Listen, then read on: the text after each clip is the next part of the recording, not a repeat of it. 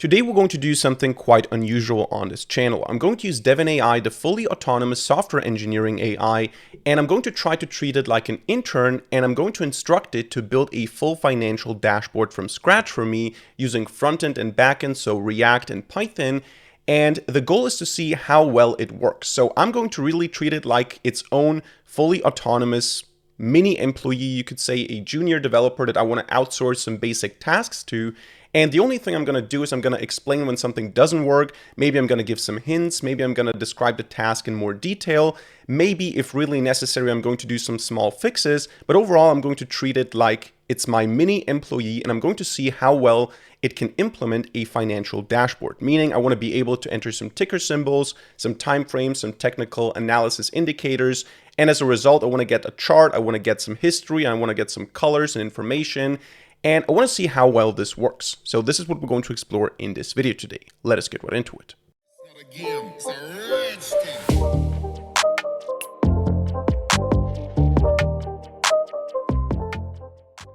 Alright, so this video today is going to be a fully blind exploration. I didn't prepare for anything. I don't have any code that I'm trying to reproduce. I'm not trying to follow some steps that I prepared in advance. This is going to be a blind exploration of Devin AI, which means I don't know how to use it. I don't know how well it works. I don't know if this is going to succeed. I don't know what I have to do to make it work. So we're going to explore this together. This is the goal of this video today. You can see my camera here is in the bottom left corner, not in the bottom right corner as usual, because here there's going to be the Devin AI chat. So I want you to see what I'm typing. And again, the goal is to build a financial dashboard application. And for this here, I want to pull up Devin AI. This is the website. Now, for the sake of transparency, Devin is sponsoring this video. However, this is not going to be an ad. This is not going to be me telling you how awesome Devin is. Yes, they're sponsoring this video, but still, this is just me exploring the tool and showing you what it's capable of. If it doesn't work, I'm going to show you. If I have to do a lot to make it work, I'm going to show you. If it works first try, I'm also going to show you. We're not going to fake anything here. So this is fully transparent. And Devin AI is different than a lot of these coding assistant tools because the philosophy behind Devin AI is a different one. You're not having a co-pilot here. You're not having someone who changes a piece of code, asks you, is this okay or not, then gives you instructions on what to do. Devin is fully autonomous as an AI software engineer, which means it has its own environment. It writes code, it executes commands, it deploys applications, it creates pull requests, it sends you Slack messages and so on. So it's a fully autonomous AI software engineer. However, the goal of Devin AI is not to replace engineers, but to give you something like a little software engineering intern, you could say, a little assistant that can do basic tasks, that you can outsource some more fundamental tasks to that you don't want to do yourself. And we're going to see how well this works today by building this financial dashboard. For this, I have this visualization tool here that I want to briefly use to show you what my goal is. I want to have an application, front end and back end. Backend will be Fast API, frontend will be React with TypeScript. And my idea is to have something here like a chart. So I would want this to be a candlestick chart, not just a line chart. And I want to be able to enter a stock ticker symbol like AAPL. I want to be able to enter a start date and an end date. So this would be something like AAPL for Apple stock. And then here I would have the start date, the end date, and then here I would have a button that says go or anything like that. Then down here, I would want to have some checkboxes with technical analysis indicators, something like Bollinger Bands, RSI, simple moving average, exponential moving average, whatever. I want to have some options here. When I press an option, I want to see some, I don't know, trend lines or whatever I'm doing here, RSI, something like this. I want to be able to plot this interactively in the browser. And maybe I also want to have here some history. So for Apple stock in this case, that would be the individual days here with the prices and maybe in different colors depending on whether we have plus or minus in terms of percentage. This is the goal. We're defining the goal in advance so that we know what we're expecting, because you can always just try something and then get something and say it worked. So let's try to build this here and see how well it can do that. Probably not first try, but we're going to see how well it works. So this is Devin AI. In my case, I already have an account and I already have some credits. If you're interested in trying this, the pricing structure is quite straightforward. You have this classic plan, which is a bit more expensive for the team. So it's $500 per month, and you have basically Devin AI with 250 ACUs, which stands for Agent Compute Units. Roughly speaking, 1 to 4 ACUs are required per request. So if I give it like a huge task or a big task, and a normal task like build the application, that would take between 1 and 4 ACUs. So you can think about it like that.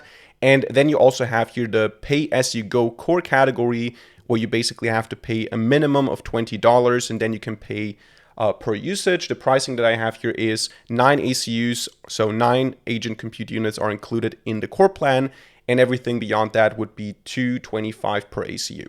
That's the pricing structure.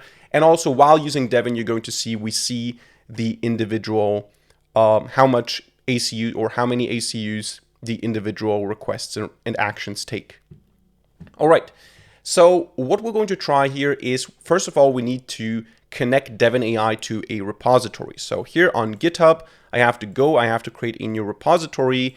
Let's call this Devin Financial Dash, whatever.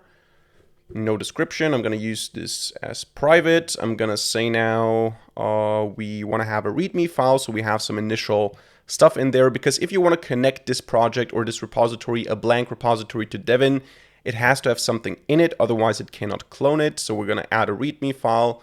I'm going to say create repository, and this is now my repository. This is what I'm going to connect Devin to, and here Devin is going to do developer work. So how do I do that? I'm not actually entirely sure, so let's explore this together. I don't think that I need to create new repository. I think I need to connect a repository. Here, manage. The Devin repo you saw is something that I used, or the Devin project is something that I used for testing.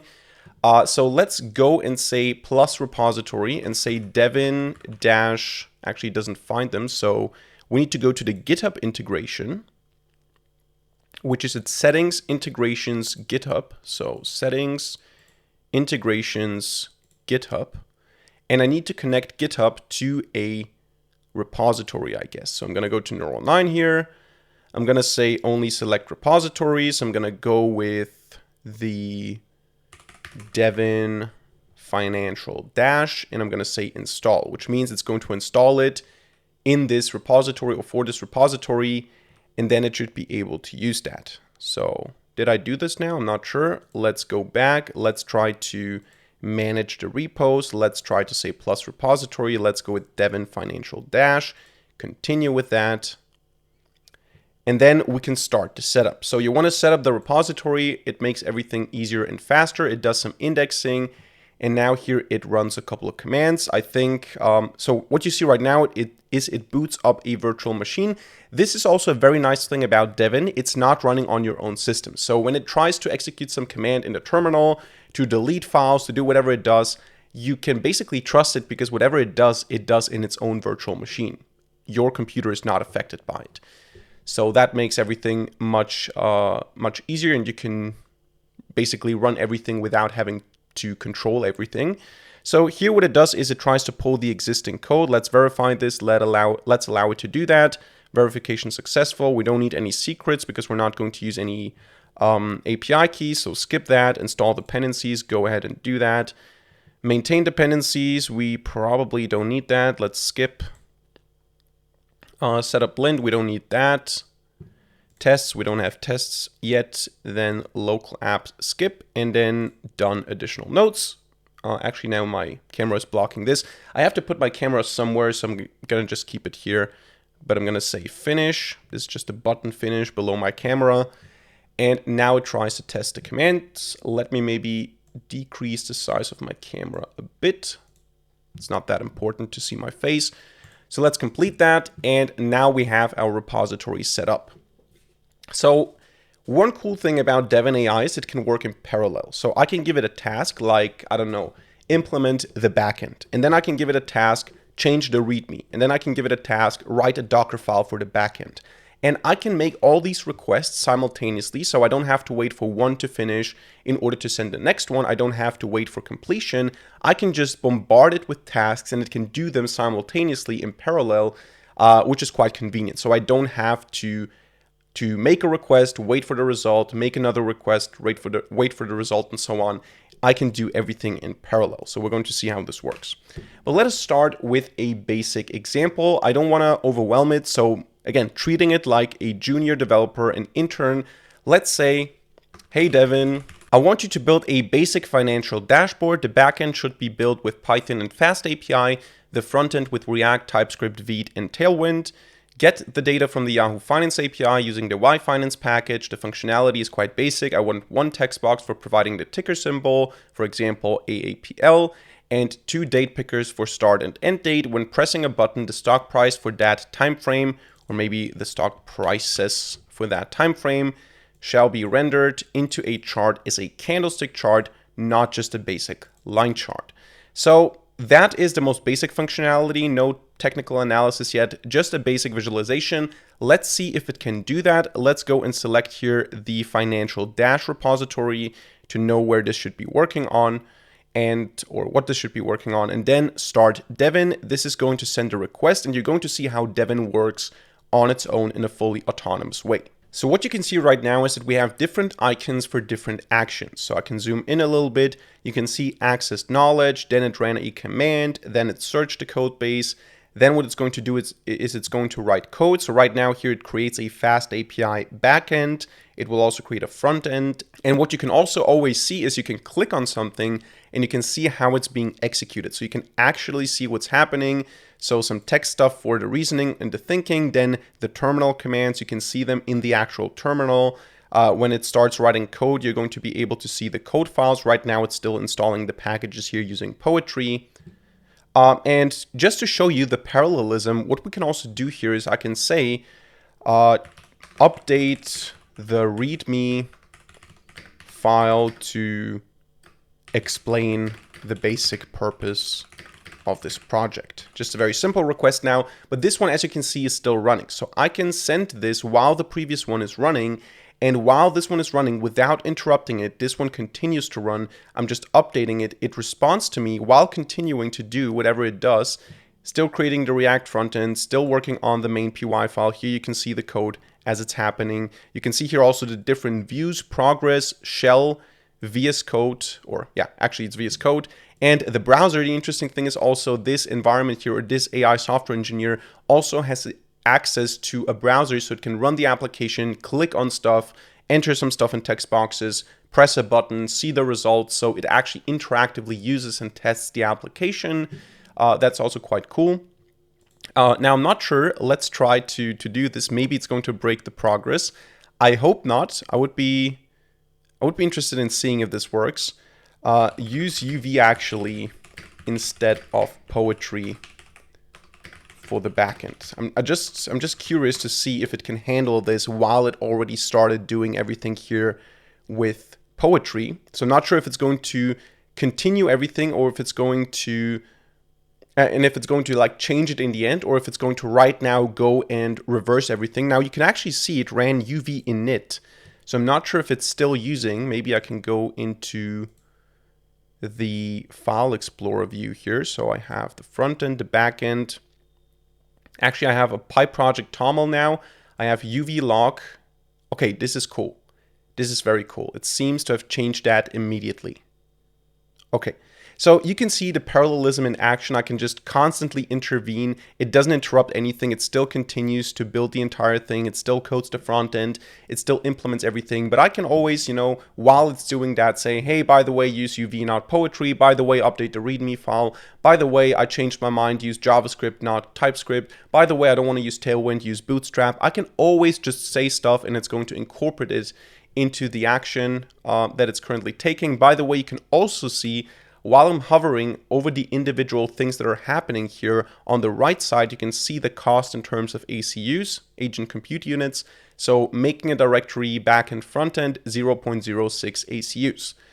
Adding Y-Finance to Poetry, 0.03 ACUs. Reading the main PY file, 0.02 ACUs. I think writing it though, where is the command for writing it? Created, edited, created main PY. Here we have 0.06 ACUs for 73 lines of init PY code. Then for the UV stuff, do we have some expensive stuff here? I don't really see anything that takes a lot of. This one actually, 231 lines of code added, 25 removed, 0.06 ACUs. So you get an idea of how much ACUs are needed for, or how many ACUs are needed for the various actions here. So let's click here on the live view now. This basically means it's going to take me to what's happening in the moment. Right now it's running the backend, so it's probably going to test it with a couple of curl requests, I assume. Okay, no, actually it starts the front end as well, so it has both of them actually ready at the same time. And now it's going to probably open up the browser and try to interact with the website. So we're already going to see a preview if we're looking at the progress in real time. As you can see, navigating to localhost, here's our website. It uses it right away. So right now it's going to do stuff like clicking or entering text into the ticker symbol box, then choosing a date, choosing another date, pressing the button, and then I'm going to get a chart, I assume. There you go. You can see here, pasting date, and ticker symbol. There is a problem. We get invalid date format, and we also get some very odd numbers here. So there's a problem, but we don't have to care about all of this. We don't have to be engaging in the problem solving. If you're interested, you can watch this, but you can also just go get some coffee and do something else, because this is going to interactively see what's happening. It's going to look at the logs. It's going to look at the errors. We don't have to watch this. You can just go to shell or something or code, or you can just close this entirely and just let it work. Go get some coffee and come back to it when it's done. Okay, so it seems to think now that everything's okay. So it does a git status, and now it says I'm committing my changes and creating a pull request. So this is literally like a software engineering intern. I don't even get like the code to approve it and push it myself. Once he's done, what I'm gonna get is, or actually, I think right now it pushed it. So if I refresh this, no, not yet. But, oh, actually I have a pull request. Okay, so I have a pull request here, implement complete financial dashboard with fast API backend and React frontend. So I can go into this. I can see here PR description is being written. So I think it's not completely done yet. Actually, let's close these two tabs. Executing actions. Or actually it does the merging itself. So I don't even have to care about the pull request, I think. Okay, there you go. Now it says task complete, financial dashboard built. It says here link to the pull request. Actually, what's interesting is when I tried this the first time, it deployed all of this to a front end and back end, and I was able to use it. Right now, it didn't do that. Now, to be fair, I didn't ask for it. So maybe if I ask for it, it's going to do that. But if I now go here, I'm curious to see if the pull request is merged. No, okay, so I have to do this myself. I can just go to this. Oh, I actually get, this is cool. I actually get a summary here. What was built, some technical decisions being used here, specifically requested UV instead of poetry. Then we have review and testing checklist for human critical items, chart visualization accuracy, end-to-end functionality, date handling robustness, recommended test plan. This is kind of cool. I also get here a diagram, which is kind of interesting. So major edit, minor edit, context, no edit, configuration, front end, using the backend and the Yahoo Finance API notes. We do get here something interesting. This is not a candlestick chart. This is, I don't know what this is. This is just a line chart with some bars below it. So we definitely need to refactor that, but I can just merge this now, confirm merge. And now this should be part of my code base. There you go. So we have backend, front end, and yeah. So actually, what I would like to do now is I would go here and I would like to say a couple of things, or actually two things. One, I would like you to deploy backend and front end so I can use them interactively and see if everything works. So let's do that as two actually. And one, please implement actual candlestick charts, not just a line chart with some bars below. A candlestick chart uses open, high, low, and close values to draw candles, green or red, for each day, and or which consist, or actually I don't have to explain it, like for each day, research what a candlestick chart is,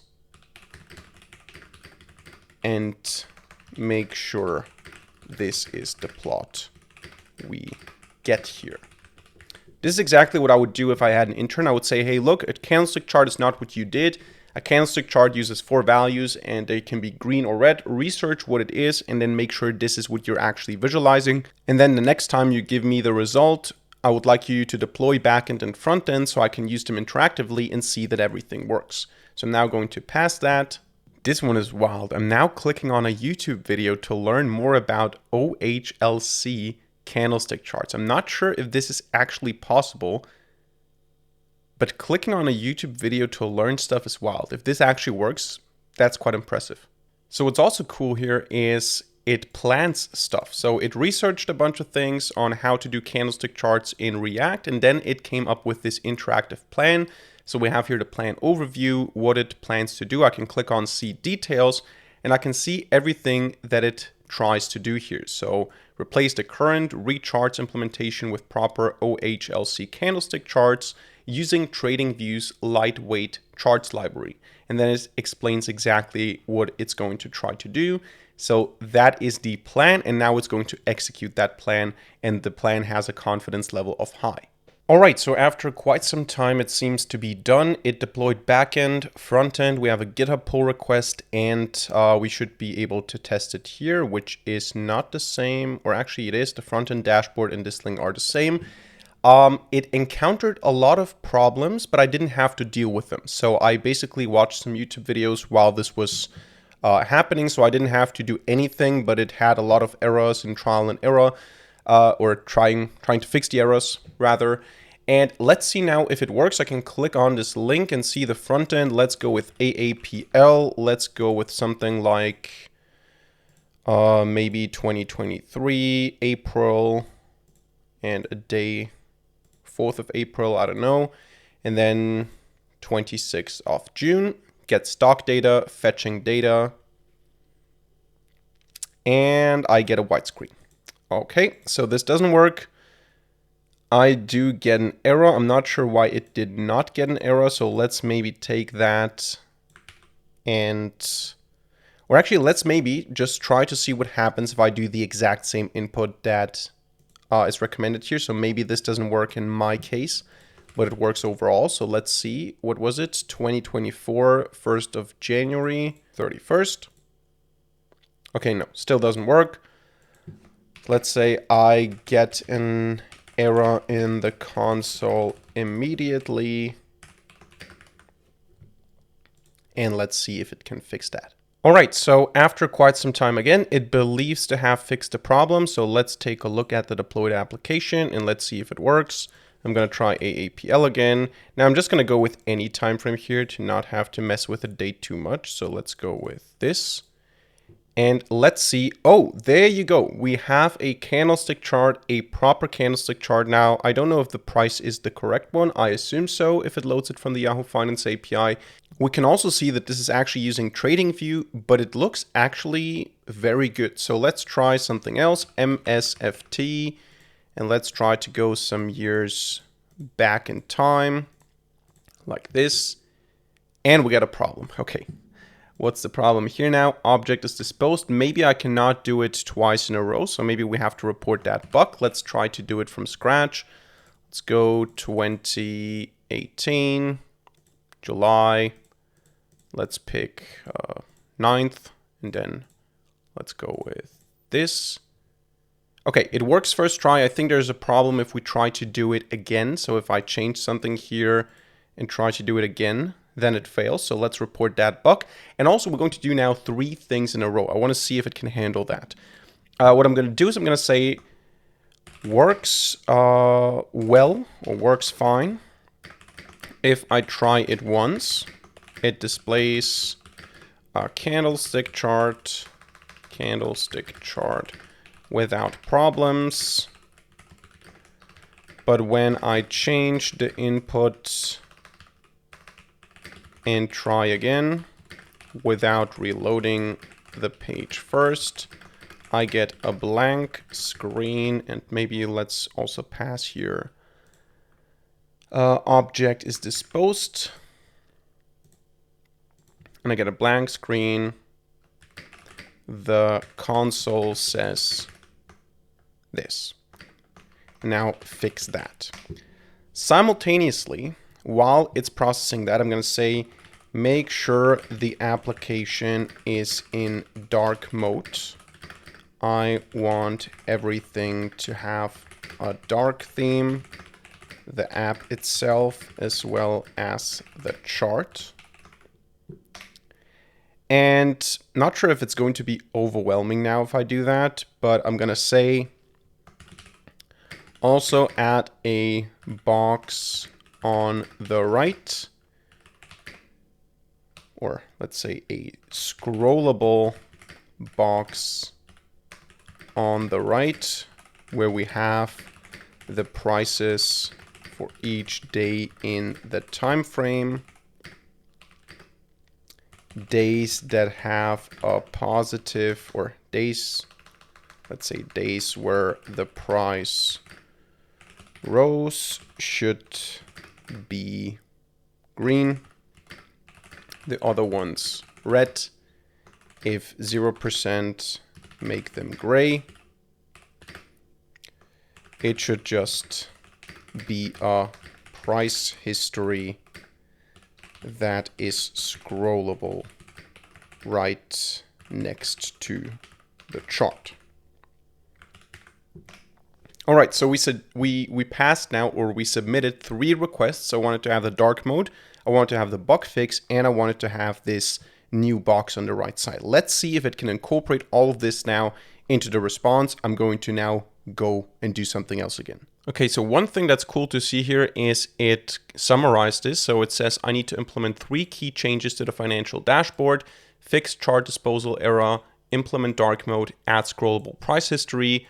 Then it will modify everything. Confidence medium is I need to examine the current chart styling implementation and layout structure to ensure proper dark mode integration and optimal placement of the price history component. So that's very nice, because I had, or I was able to just add this information whenever I wanted, but it summarized it and now it's working on this as a whole. Okay, so this one didn't take a lot of time. It says task complete, chart disposal fixed, dark mode and price history implemented. It says here, due to persistent browser date input formatting issues, I couldn't fully test the chart. I think this is something that is only relevant for the agent here, so we can do that. It's just that it doesn't know how to input the date properly, so I guess that doesn't really matter. Let's try to see what the application does. First of all, it's dark mode, that's fine. Let's try and do MSFT. Let's try and go with this and this. Get stock data. Should work as before. There you go. We have a price history as well. This is very cool. So actually this is from the last date to the first date. That's cool. Maybe we want to reverse the order. We do have a candlestick chart here in dark mode. Let's try to change the stock. Get stock data. There you go. It works. So that is already quite impressive. Now what we're going to do is we're going to tell it to reverse the order of the history. That should be quite trivial. And then I also want to have my technical analysis indicators. So to be precise, I'm going to say I want to have a simple moving average, an exponential moving average, RSI, Bollinger Bands, MACD. MACD might be a little bit more complicated because we need 2 charts for that. So maybe I'm not going to do that.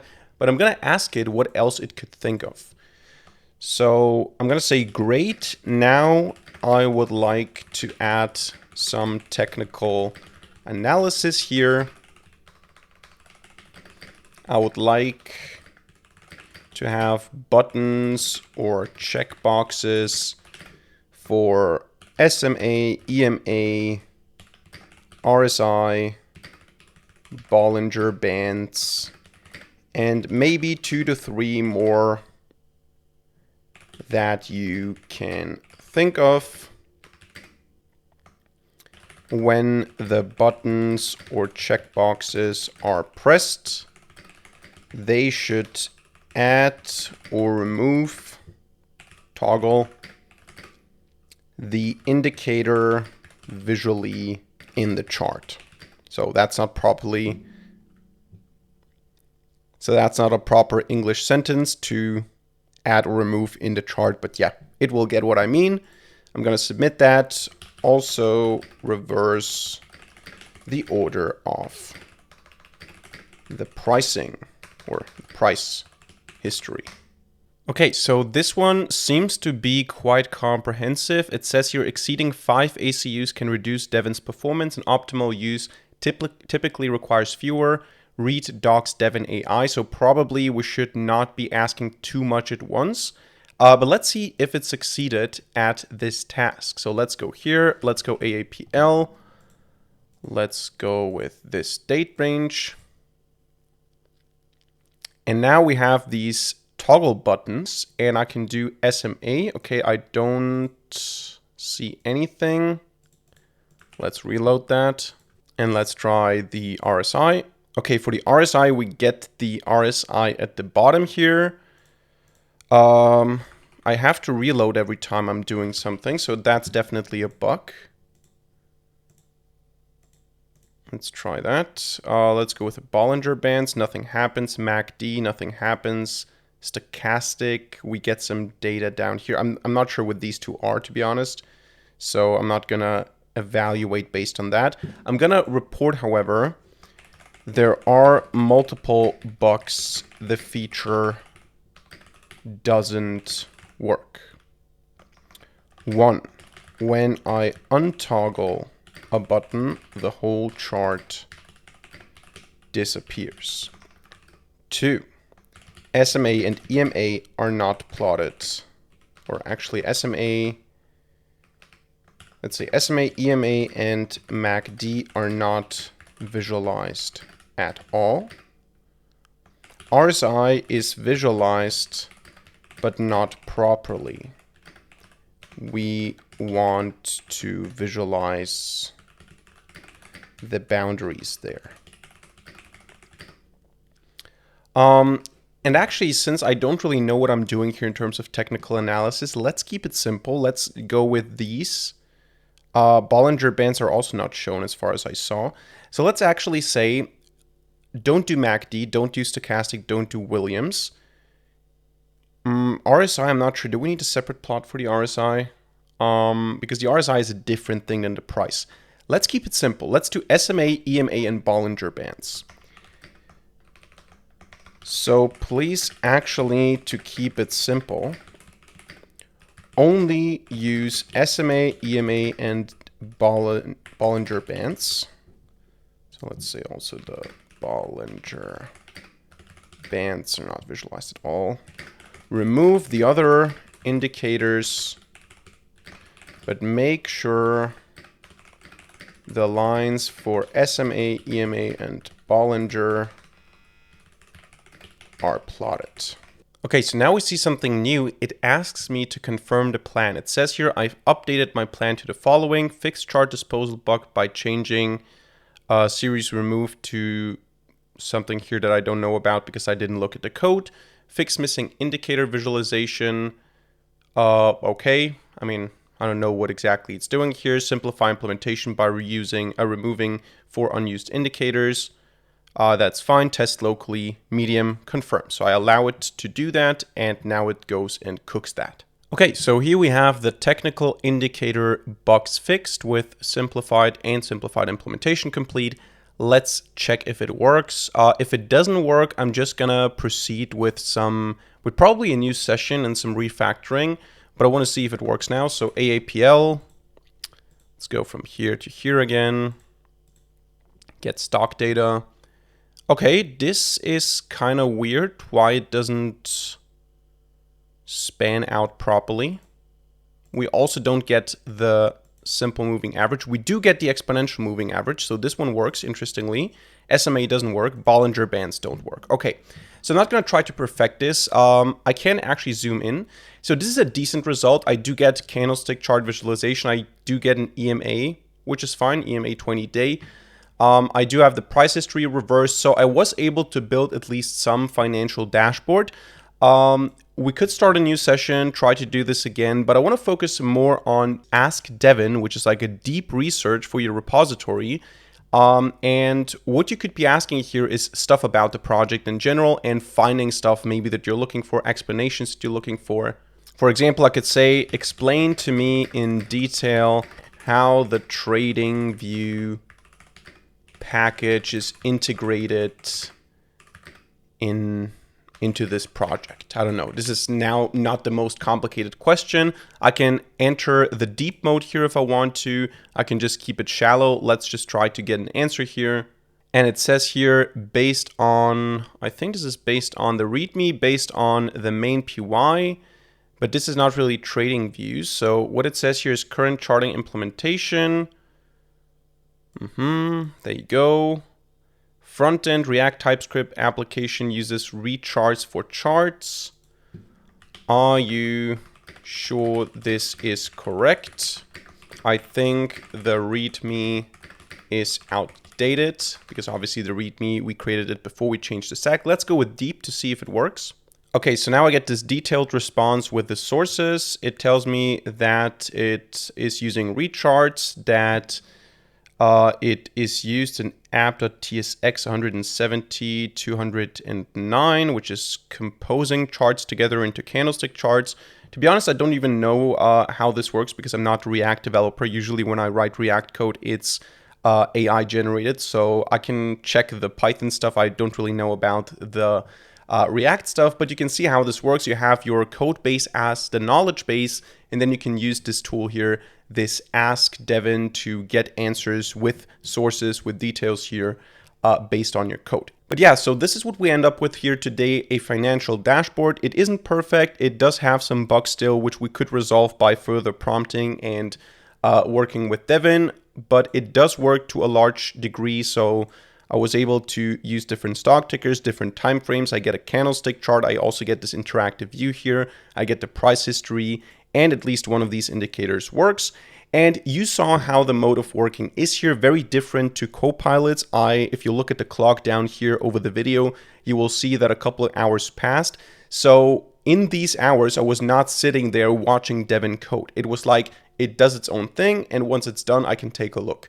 So while I was doing this, I was getting coffee, I was watching YouTube videos, I was just doing other stuff.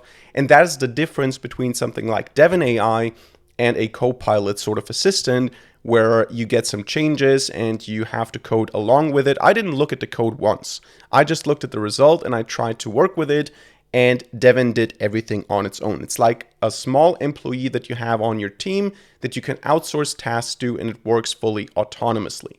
So common use cases, practical use cases here would be using this for refactoring, for bug fixes, for letting it work on its own, doing pull requests, merging it together, while you also work on the code base with a bunch of other real developers, so to say. That is a common use case here, and this is a decent result, I would say. So that's it for today's video. I hope you enjoyed it and hope you learned something. If so, let me know by hitting the like button and leaving a comment in the comment section down below. Also, as I mentioned, Devin sponsored this video today. You will find a link to them in the description down below if you want to try it out for yourself. And besides that, don't forget to subscribe and hit the notification bell to not miss a single future video for free. Other than that, thank you much for watching. See you in the next video, and bye.